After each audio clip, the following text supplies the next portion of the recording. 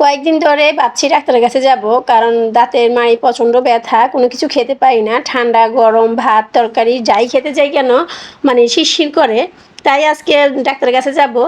তো যাব, তো রান্না না করে তো গেলে হবে না, কারণ যেহেতু আমার হাজব্যান্ডের খাবার দিতে হবে, সেজন্য আগে রান্নাটা শেষ করব।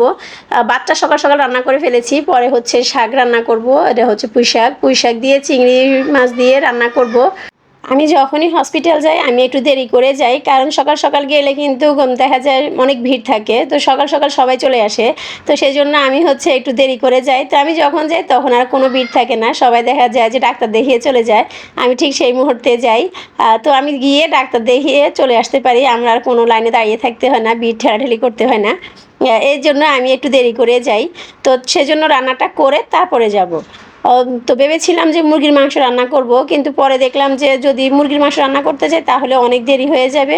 সেজন্য আগে হচ্ছে মানে শুটকির তরকারিটা রান্না করছি। এটা রান্না করে রেখে আমার হাজব্যান্ডের জন্য খাবার দিয়ে তারপরে হচ্ছে যাব। তো এখানে আমি হচ্ছে মশলাটা কষিয়ে নিয়েছি, আর তারপরে হচ্ছে ডাঁটা আর আলু দিয়েছি। কারণ শাকটা তো হতে বেশি সময় লাগে না, কিন্তু এই ডাঁটা আর আলু সিদ্ধ হতে অনেক সময় লাগে। সেজন্য এগুলো আগে দিয়ে কষিয়ে তারপরে হচ্ছে পানি দিয়ে তারপরে আমি শাকটা দিই, তাহলে অল্প সময়ের মধ্যেই শাকটা রান্না হয়ে যায়। আর এমনিতেও শাক ভাজি করতে তো আর বেশি সময় লাগে না। আমরা মেয়েরা সংসারের প্রতি এতটাই মানে সিরিয়াস যে আমরা হচ্ছে নিজের যত্ন নেওয়ার একটু সময় পাই না। স্বামী সন্তান কারো কিছু হলে আমরা কিন্তু খুব দ্রুতই ডাক্তারের কাছে বা কি চিকিৎসা নিতে হবে সব ধরনের পরামর্শ মানে চেষ্টা করি তাদের সুস্থ করার জন্য। কিন্তু নিজেরা যখন অসুস্থ হই তখন কিন্তু অতটা আমরা গুরুত্ব দিই না যে মানে ডাক্তারের কাছে যেতে হবে বা যাব। দেখা যায় যে নিজেরাই গাফিলতি করে পরে দেখা যায় যে নিজেরাই কিন্তু মেয়েরাই কিন্তু অল্প বয়সে অনেক অসুস্থ হয়ে যায়।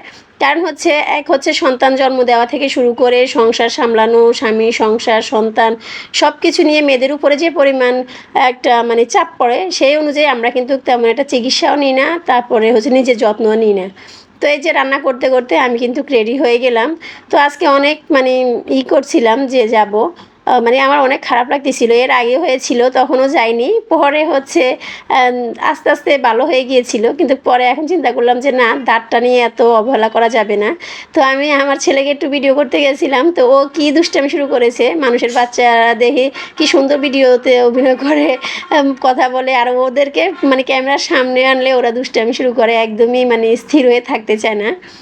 তো হসপিটাল থেকে চলে এসেছি, তারপরে এসে মুরগির মাংসটা রান্না বসিয়ে দিয়েছি। তো প্রথমে শুধুমাত্র মানে মশলা পেঁয়াজ দিয়ে রান্না করে দিয়েছি, কোনো মশলা ছিল না বাটা। পরে কি করব, তাড়াহুড়ো করে আদা রসুন জিরা গরম মশলা সব কিছু একসাথে বেটে তারপরে হচ্ছে রান্নাটা বসিয়ে দিয়েছি। কারণ ও হসপিটাল থেকে আসার পরে হচ্ছে সবাই মানে গোসল গা ধোয়ার পরে হচ্ছে সবাই খেতে আসবে বা খাওয়ার সময় হয়ে যাবে। অলরেডি 12টা 1টার উপরে বেজে গেছে। মানে আমি আসার সময় আজান দিয়ে দিয়েছে, মানে 1টার উপরে বেজে গিয়েছিল। তারপরে এসে আবার রেডি হয়ে সব কিছু রেডি করে গোছাতে গোছাতে তো একটু সময় লেগে গিয়েছিল।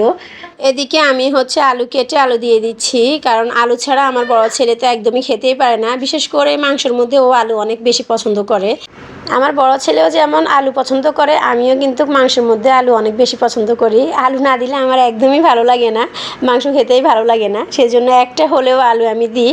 আর এদিকে রান্না করতে গিয়ে আমার হাতে হচ্ছে ছ্যাঁকা লেগে গেছে, একদম অনেক বাজেভাবে ছ্যাঁকাটা লেগেছিল। তারপরে আমি হচ্ছে হাতটা ভিজিয়ে একটু লবণ দিয়ে দিয়েছি। লবণটা দিলে হয় কি, তাহলে কিন্তু আর একদমই জ্বলাপোড়া করে না।